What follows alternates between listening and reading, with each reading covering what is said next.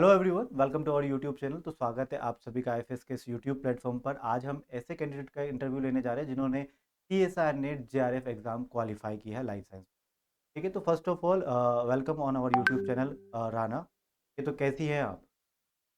मैं ठीक हूँ sir. First of all, and thank you so much.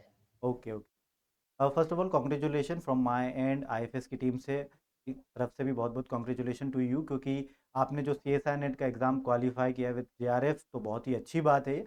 और थैंक यू सर। राना, मैं सबसे पहले आपको ये बताना चाहूँगा, ये जो आपका इंटरव्यू है ये वो कैंडिडेट्स देख रहे हैं, वो एस्पिरेंट हमारे देख रहे हैं जो सीएसआर नेट जून 2025 की तैयारी करना चाहते हैं, राइट? तो first of all introduce your self. Sir मेरा नाम राना तजम्मुल है। मैं बलिया उत्तर प्रदेश से हूँ। सर मेरा मास्टर्स कंप्लीट हुआ था 2021 में। ओके और सर मैं प्रिपरेशन स्टार्ट की हूँ 2022 से।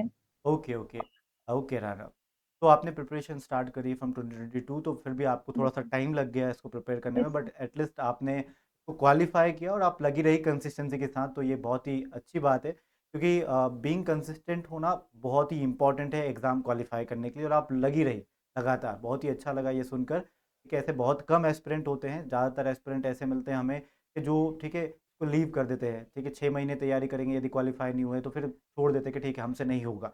बट आप बनी रही कंसिस्टेंसी के साथ, आपने कंटिन्यूअस तैयारी करती रही और आज आपने जेआरएफ एग्ज़ाम, ठीक है, सीएसआई नेट का ये जो जेआरएफ के साथ आपने क्वालिफाई, बहुत ही अच्छी बात है राना। तो ठीक है, मैं आपसे ये पूछना चाहूँगा कि आपने प्रिपरेशन स्टार्ट करी फ्रॉम 2022, तो आपको कभी यस। लगा नहीं, ठीक है, इतने सालों में कि कहीं तो मुझे छोड़ देना चाहिए, अब बस बहुत हुआ? क्योंकि कई सारे एस्पिरेंट जो हमारे इसी डिमोटिवेट, मतलब ऐसे डिमोटिवेट होते हैं और छोड़ देते हैं तैयारी करना, बट आप लगी रही, तो इसके पीछे का मोटिवेशन क्या था? सर मोटिवेशन ये था कि अगर हम पढ़ाई नहीं करेंगे तो फिर क्या करेंगे? हमारे पास कोई लास्ट ऑप्शन नहीं था पढ़ाई करने के अलावा। ओके और सर मैं 22 से स्टार्ट की प्रिपरेशन, तो मैं सर 22 में कोई कोचिंग नहीं ली थी। मैं सेल्फ स्टडी से फर्स्ट अटेम्प्ट में 91 परसेंटाइल अचीव की थी। फिर सर और उस टाइम सितंबर 22 में 92 पॉइंट समथिंग नेट के लिए गया था कट ऑफ। तो मुझे कहीं न कहीं ये रह गया कि अफ़सोस रह गया कि सेल्फ हाँ, यू आर स्टडी दैट की मच फिर क्लोज भी और अब निकालना ही है। जी। तो ओके अफ़सोस रह गया। फिर उसके बाद सर मैं 23 में दिल्ली आई, तो यहाँ सोची ऑफ़लाइन कहीं कोचिंग ले लूँ, फिर मुझे सूटेबल नहीं लगा। तो फिर मुझे कहीं न कहीं कॉन्फिडेंस भी था कि सेल्फ स्टडी से फर्स्ट अटेम्प्ट में मैंने 91 91 स्कोर किया। परसेंटाइल अचीव किया है, तो कहीं न कहीं मैं इस बार क्लियर कर जाऊँगी। तो फिर सर मैं सेल्फ स्टडी करना स्टार्ट कर दी। तो सर मैं सीधा 91 परसेंटाइल से 78 परसेंटाइल पे वापस आ गई। ओके तो सर ये मेरे लिए डिमोटिवेशन रहा, बहुत ज़्यादा डिमोटिवेशन रहा। उसके बाद सर फिर मैं जून 23 बैच में आईएफएस से जॉइन की, क्योंकि ओके आईएफएस के एजुकेटर्स तो बेस्ट हैं ही सर, सभी लोग जानते हैं। और यूट्यूब से मैं खुद क्लासेस करके देखी थी, मुझे ईज़ी लगा था पढ़ना, इसलिए मैं आईएफएस जॉइन की। ओके तो सर फिर मैं क्लासेस कंप्लीट करते रह गई 6 महीने में, तो फिर नेक्स्ट अटेम्प्ट में 88 परसेंटाइल आया, नहीं हुआ। फिर 89 परसेंटाइल आया, फिर भी नहीं हुआ। तो सर ये मेरा 5th अटेम्प्ट था। ओके और सर इस बार भी मुझे कोई उम्मीद नहीं थी कि मेरा सिलेक्शन होगा। और सर कहीं न कहीं मैं अब सोच रही थी कि साइड से बीएड कर लेते हैं, क्योंकि हम्म, जॉब के लिए सिक्योर हो जाऊँगी। तो होता है ऐसा, बहुत सही। नहीं ये सर, तो सर लेकिन फिर इस बार थोड़ी-सी पढ़ने की स्ट्रेटजी खुद की बदली मैं। उसके बाद सर फाइनली सेलेक्ट हो भी गई। ओके, तो ये आपकी पूरी जर्नी थी राना, बहुत ही यस अच्छी सर। बात है आपकी ये जर्नी जो है, बहुत मोटिवेटिंग है, क्योंकि कई सारे एस्पिरेंट बीच में ही छोड़ देते हैं, ये उनके लिए बहुत ही एक बड़ा सबक होगा। ठीक है, बहुत यस ही अच्छी सर। बात है। और राना, जैसे कि आपने मुझे बताया कि आप कंटिन्यूअस तैयारी करती रही, जी। बीच में आपका परसेंटाइल इतना कम हुआ कि जो पहली बार सेल्फ स्टडी से आया था उससे भी कम हो गया। यस ठीक है, सर, तो बहुत डियर ज़्यादा। ऑल एस्पिरेंट, मैं आप सभी को यही बताना चाहूँगा कि कई बार ऐसी चीज़ें होती हैं। ठीक है, जब फॉर द फर्स्ट टाइम आप पढ़ते हो तो आप एज एन, ठीक है, एक नया इंडिविजुअल, आप एज एन फ्रेशर उसको पढ़ते हो, राइट? जब आप दोबारा इसे रिपीट करते हो, जितनी बार आप इसे रिपीट करोगे वो उतनी ही दिक्कतें आपको होने लगती है। ठीक है, तो मेरा यही मानना होता है कि 6 मंथ में एग्जाम होती है, हर 6 महीने में एग्जाम होती है। यदि कोई ऐसे सर्कमस्टांसेस नहीं आए तो उन 6 मंथ तक आप इतनी मेहनत करो और आप इतने अच्छे से मेहनत करो कि पहली बार में क्वालिफाई कर लो। नहीं तो सेकंड थर्ड टाइम में ये बहुत दिक्कतें क्रिएट होती है। क्यों? क्योंकि फॉर द फर्स्ट टाइम हम पढ़ते हैं तो हमें क्या लगता है, एक्साइटमेंट होती है हमारे अंदर, राइट राना? यस सर, तो हम बिल्कुल। पढ़ते चले जाते हैं। जब सेकंड थर्ड टाइम होता है तो हम पढ़ते नहीं हैं, हम पढ़ते हैं मतलब हमारी तरफ से हम पढ़ते हैं, बट हमें बोरिंग सा होता है, यार ये तो पहले भी पढ़ा है, फिर दोबारा पढ़ना है, वही बोरिंग लाइफ हो जाती है और हम बिल्कुल इसे फिर पढ़ते हैं, ऐसा हुआ है सर मेरे है साथ। ना? ऐसा ही होता है, जी, क्या कि हम जी, क्या जी। पढ़ रहे हैं अभी तक हुआ नहीं है, बस वही पढ़े जा रहे हैं, तो ऐसा बोरिंग सा लगता है। ठीक है, इसी वजह से जो सेकंड और थर्ड, या मैं कहूँगा कि सेकंड अटेम्प्ट जो ज़्यादातर होता है, वो कई बार बच्चे नहीं क्वालीफाई कर पाते, बट थर्ड अटेम्प्ट जो होता है उसमें क्वालीफाई कर जाते हैं। तो सेकंड अटेम्प्ट जो है वो थोड़ा सा क्रिटिकल है। एज पर माई एक्सपीरियंस मैं आपको ये नहीं कहूँगा, कई सारे एस्पिरेंट का जो सेकंड अटेम्प्ट होगा सेकंड अटेम्प्ट में भी क्वालीफाई करते हैं, बट सेकंड अटेम्प्ट को क्वालीफाई करने के ट्रिक मैं यहाँ पर बताना चाहूँगा आपको, क्या आप दोबारा से एज एन फ्रेशर की तरह ही पढ़िए। ठीक है, सब कुछ चीज़ें जो है आप कंज्यूम करते चले जाइए, क्योंकि क्या होता है ना, एस्पिरेंट जब सेकंड और या थर्ड अटेम्प्ट में होता है तो वो उस चीज़ को रेजिस्ट करने लगता है कि यार ये तो मुझे आता है, नेक्स्ट पेज पढ़ता हूँ, ये तो मुझे आता है, चलो इसके बाद दूसरा पेज पढ़ता हूँ, बट क्या वो आपको आता है? आपको आता है, आता होता तो आप फर्स्ट अटेम्प्ट पे ही क्वालिफाई कर लेते। ठीक है, इसलिए सेकंड अटेम्प्ट में आप कई सारे एस्पिरेंट से पूछोगे तो उनके परसेंटाइल घट जाते हैं as comparison to the first attempt.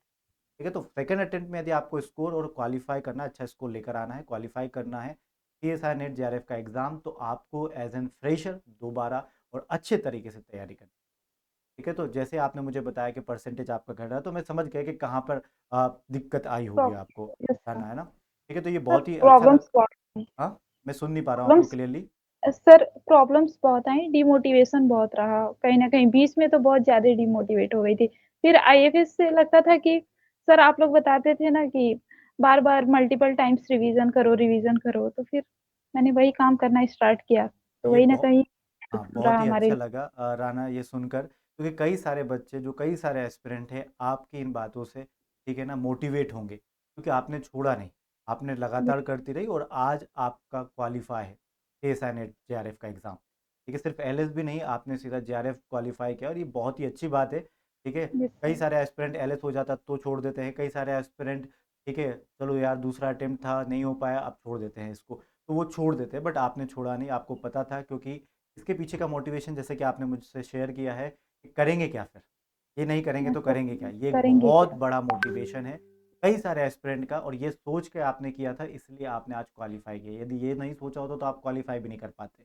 नहीं कर मुश्किल भी भरा होता। ठीक है, तो ये बहुत ही अच्छा लगा सुन के, है ना? और कई मुझे एक बात बताओ कि पार्ट ए बी और सी में ये कौन सा आपको एक डिफिकल्ट पोर्शन लगता है एबीसी में? सर मुझे तो बी लगता है, आपको बी क्योंकि लगता है, उसमें क्योंकि ये डायरेक्ट क्वेश्चन क्वेश्चंस होते डियर हैं ऑल सर। एस्पिरेंट, मैंने ये क्वेश्चन राना से इसलिए पूछा क्योंकि कई सारे एस्पिरेंट का मानना एक ही तरफ होता है, पर कुछ हुँ, हुँ। एस्पिरेंट ऐसे भी मिलते हैं हमें जिन्हें ए इतना टफ नहीं लगता, जैसे कि राना हमें मिली, तो आपको बी टफ लगता है, क्यों? सर एक्चुअली उसमें डायरेक्ट क्वेश्चन पूछते हैं और मैं रट नहीं पाती हूँ सर। डायरेक्ट क्वेश्चन्स जो होते हैं ना, उसमें अगर हम कंसेप्ट क्लियर है तो हमने टिक किया, वरना फिर आगे बढ़ गए। और सर सी सेक्शन जो होता है उसमें ये है कि मुझे लॉजिकली थोड़ा कहीं न कहीं हम सोच पाते हैं तो भी क्वेश्चन सॉल्व हो जाते हैं, और हमें थ्योरी पता है तो भी हम सॉल्व कर लेते हैं। अगर थोड़ा बहुत कम भी पता है ना तो मैनेज कर लेते हैं हम। लेकिन उसमें क्या है ना, बी में कि डायरेक्ट मालूम है तो ठीक है, नहीं है तो फिर आगे बढ़ो, तो इसलिए मुझे बी डिफ़िकल्ट लगता है। और सर मैं ए पार्ट में 4-5 क्वेश्चन से ज़्यादा आज तक कर ही नहीं पाई, और फाइनली इस बार तो मैंने 5 क्वेश्चन किए थे ए पार्ट में, और मुझे सिलेक्शन भी दिलाए वो। ओके, और तो पार्ट बी में सर फाइनली कितने सही हुए हैं आपके सर नंबर ऑफ मैं क्वेश्चन? 29 अटेम्प्ट की थी और ओके, 6 क्वेश्चंस गलत हुए थे और 23 क्वेश्चंस सही थे सर। ओके, तो यू हैव अटेम्प्टेड 29 क्वेश्चंस और आउट ऑफ 29 26 जो है मतलब 23 आपके करेक्ट हुए और जो 6 क्वेश्चन है वो आपके रॉन्ग हुए, राइट? Yes, yes sir. तो ये तो बहुत ही अच्छी बात है, ठीक है, इट्स ओके कि जो आपको टफ लगता था आपने उस पे भी फतेह हासिल की है, बहुत ही अच्छा है। जो पार्ट बी आपको टफ लगता था, क्योंकि क्या होता है कि पार्ट बी और सी में दोनों में मेमोरी बेस्ड क्वेश्चंस होते हैं। ठीक है, यस हम सर। पार्ट बी अकेले को क्लेम मतलब हम इसके लिए ना पार्ट बी को हमेशा ऐसा नहीं बोल सकते कि वो मेमोरी बेस्ड पूछता है वो, पार्ट पार्ट सी सर में भी होते हैं, बट पार्ट सी में क्या होता है कि 75 क्वेश्चंस होते हैं, तो हम उन क्वेश्चंस को छोड़ देते हैं और हम ऐसे क्वेश्चंस को सॉल्व करते हैं जो हमें इजीली हम टारगेट कर सकते हैं, राइट? पार्ट बी यस में सर, उतने सर। ऑप्शंस हमें नहीं मिलते हैं, क्योंकि सारे के सारे क्वेश्चन ज़्यादातर हमें क्वेश्चन जो मिलते हैं वो डायरेक्ट क्वेश्चन होते हैं। ठीक है, बहुत ही यस अच्छा लगा सर। ये सुनकर कि आपको बी टफ लगता था, बट बी में आपने अच्छा परफॉर्म किया और आज आपका सिलेक्शन हुआ है। ठीक है, यस तो सर। बहुत ही अच्छा लगा राना आपसे बात करके, congratulation once again thank from you sir. My end from our IFS team कि आपने क्वालिफाई किया। ठीक है, और ये आपकी मेहनत है, ठीक है, हमारा है रोल, ठीक है, बट इट्स ओके, हमने सभी को तैयारी करवाई थी, बट आपने अपनी मेहनत कंटिन्यू करती गई और आज आपने क्वालिफाई किया। टाइम लगा आपको, सेल्फ स्टडी की, फिर भी नहीं यस। हुआ, फिर आपने हेल्प की, फिर आपका जाके कहीं ना कहीं हुआ है, तो बहुत ही अच्छा लगा। कहीं बस होना चाहिए सिलेक्शन हमारा, ठीक है, यस। हमें बस ये चाहिए। बहुत अच्छा लगा राना आपसे बात करके। कुछ ऐसी बातें जो आपको, कुछ ऐसे स्ट्रगल या कुछ भी ऐसी चीज़ें जो आपको हमारे जो एस्पिरेंट तैयारी कर रहे हैं फर्दर CSI नेट एग्ज़ाम की, उनके लिए आप क्या कुछ कहना चाहती हैं? उनके लिए कुछ बातें आप आपके अंदर से, मतलब होता है ना कि मैंने ये जर्नी जी है, ठीक है ना? यस अपनी ये जर्नी पूरी तरीके से जी है, तो आपके जो है ना, एक समराइज़ वर्ज़न में आप निकालते हो ना कि ये चीज़ें यदि मैं कर लेती पहले, ये मुझे समझ में आ जाता, तो आज मेरा एग्ज़ाम, आज नहीं और पहले ही क्वालीफ़ाई हो चुका होता। ऐसा कुछ आप बताना चाहें? सर, मैं फर्स्ट ऑफ ऑल ये तो कहना चाहूँगी कि सर, जो मिस्टेक्स है ना, मिस्टेक्स हम कम से कम करें। अगर मिस्टेक्स हम कम करते हैं ना, तो हमारी परसेंटाइल मुझे लगता है इंक्रीज़ होते हैं और यस, स्कोर करना हम सीखें। अगर मिस्टेक्स कम करेंगे तो स्कोर ज़्यादा होंगे, अच्छे होंगे मार्क्स। तो सर, मेरा एक बच्चे और क्या। क्वेश्चन होगा आपसे, यस सर। क्या आपने यस सर। मिस्टेक कैसे कम की? सर, बार-बार रिवीजन से और क्वेश्चन प्रैक्टिस से sir. Sir, the question practice most से। Important, the most prominent way to reduce the mistake is to solve the question. Yes ये सर। एक, मैं कहूँगा कि एक रामबाण इलाज, एक निंजा टेक्निक है कि आपको यदि क्वेश्चन रॉन्ग हो रहे हैं आपके और आपको उनका नंबर कम करना है, या फिर क्वेश्चन रॉन्ग ही ना हो आपके, तो the best way is to, ठीक है, प्रैक्टिस। ठीक है, ये द बेस्ट वे क्या है कि प्रैक्टिस करते जाओ करते जाओ। आज क्वेश्चन गलत हो रहे होंगे, जितने दिन प्रैक्टिस करते जाओगे, डेली बेसिस पे प्रैक्टिस करोगे, मिस्टेक कम होती चली जाएगी। तो आप ही के सामने मैंने क्वेश्चन पूछा राना से, और उन्होंने भी यही बताया कि क्वेश्चन प्रैक्टिस करना ज़रूरी है। रिवीजन तो सब करते हैं, रिवीजन तो सब करते हैं, हर एक एस्पिरेंट जो तैयारी कर रहा है वो रिवाइज जरूर कर रहा होगा, ठीक है, बिना रिवीजन के तो फिर उसका कुछ है ही नहीं, है नहीं। राइट?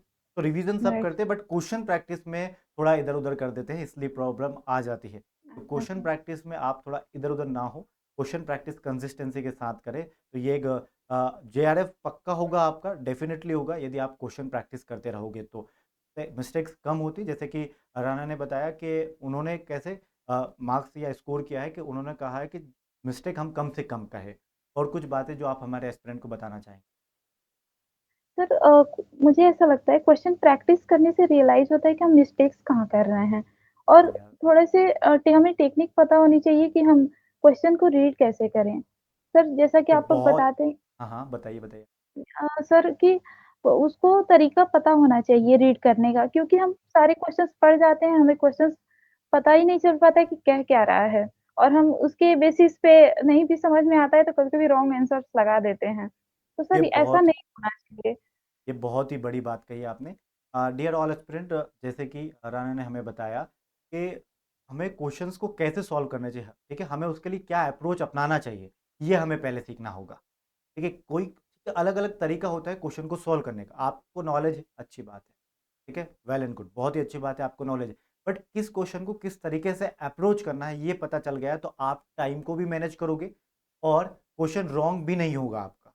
ठीक है, तो ये कैसे अप्रोच करता है, जैसे कि हम लोग क्वेश्चन सॉल्व करवाते हैं आपको, ठीक है, IFS के इस प्लेटफॉर्म पर या कहीं पे भी आप हमारे ऐप लाइव में जुड़े हो या कहीं से भी, तो आप जैसे क्वेश्चन हम सॉल्व करवाते हैं तो आप देखना, ठीक है, आपको आता होगा क्वेश्चन का आंसर, इट्स ओके, बट हमने किस अप्रोच से किया है, वो अप्रोच को देखो, उसको जानना ज़रूरी है, क्योंकि वो आपका टाइम भी कम करेंगे, ठीक है, और किस तरीके से किस क्वेश्चन को किस तरीके से हैंडल करना है ये ज़रूरी है सीखना। ठीक है, तो बहुत ही अच्छी बात कही आपने। ठीक है राना, और कुछ? No sir. सर, मैं एक स्टूडेंट से ये कहना चाहूँगी कि सबसे बड़ा मोटिवेशन अगर हम ये मान लें कि अगर सिलेक्शन के बाद क्या फ़ायदा होगा, तो मुझे ऐसा लगता है कि सर जेआरएफ अवार्ड तो मिल ही जाएगा या फिर हमारा पीएचडी में एडमिशन या असिस्टेंट प्रोफ़ेसर जो भी एलिजिबल तो हो ही जाएँगे। लेकिन बहुत ही, एक और आज मुझे प्रॉफ़िट समझ में आया कि अगर हम सेलेक्ट होते हैं तो आईएफएस फैकल्टी से बात करने का मौका मिलता है। सर, अरे ये ये सबसे बहुत ही बड़ा अच्छा मेरे लगा। लिए मोटिवेशन रहा। अच्छा अच्छा अच्छा, ऐसा, ठीक है, आप वैसे भी कर सकती थी बात, ऐसा कुछ नहीं है, बट ठीक है, इट्स ओके, आपने इसके लिए सर, मैं क्वालिफाई किया। ऑनलाइन बैच से थी, अच्छा अच्छा, इसलिए ऑनलाइन बेस से थी। बात नहीं हो पाई।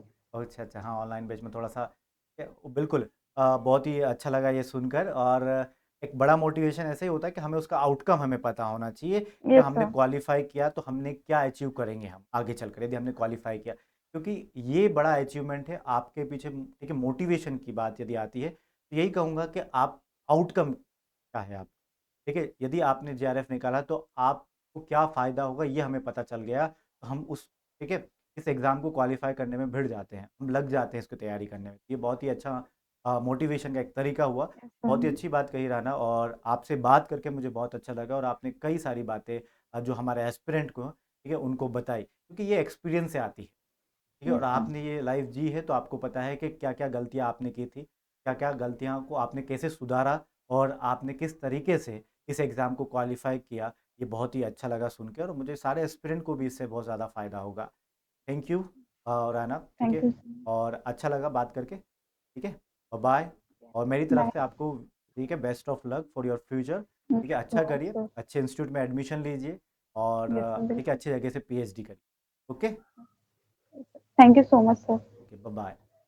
Bye sir.